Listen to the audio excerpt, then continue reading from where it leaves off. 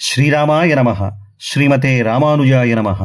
భద్రాచలం శ్రీ సీతారామచంద్రస్వామి వారి దేవస్థానంలో ది 31/12/2024 నుండి ది 20/1/2025 వరకు వైకుంఠ ఏకాదశి ప్రయుక్త అధ్యయనోత్సవాలు ఘనంగా నిర్వహించబడుతున్నాయి.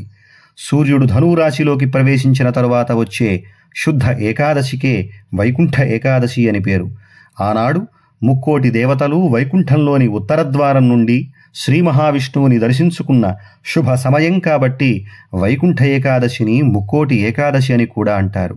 విశేష పుణ్యప్రదమైన ఈ వైకుంఠ ఏకాదశి నాడు చేసే శ్రీరామ దర్శనం భక్తకోటికి ముక్తిప్రదం. ది 31/12/2024 నుండి ది 8/1/2025 వరకు శ్రీ స్వామివారికి రోజుకి ఒకటి చప్పున దశావతార అలంకారాలు కొనసాగుతాయి.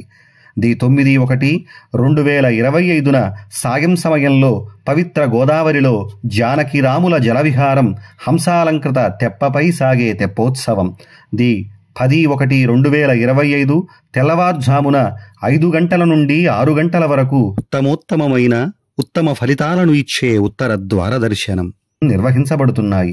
ద్వార దర్శనం టికెట్లు www.bhadraద్రి-temple.telangana.gov.in లభిస్తున్నాయి.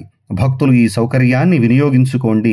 ఎంతో వైభవంగా జరిగే వైకుంఠ ఏకాదశి మహోత్సవాలకు విచ్చేయవలసిందిగా సాదరంగా సభక్తికంగా భక్తజనానికి స్వాగతం పలుకుతూ శ్రీరామ సేవలో కార్యనిర్వహణాధికారి శ్రీ సీతారామచంద్రస్వామి వారి దేవస్థానం భద్రాచలం.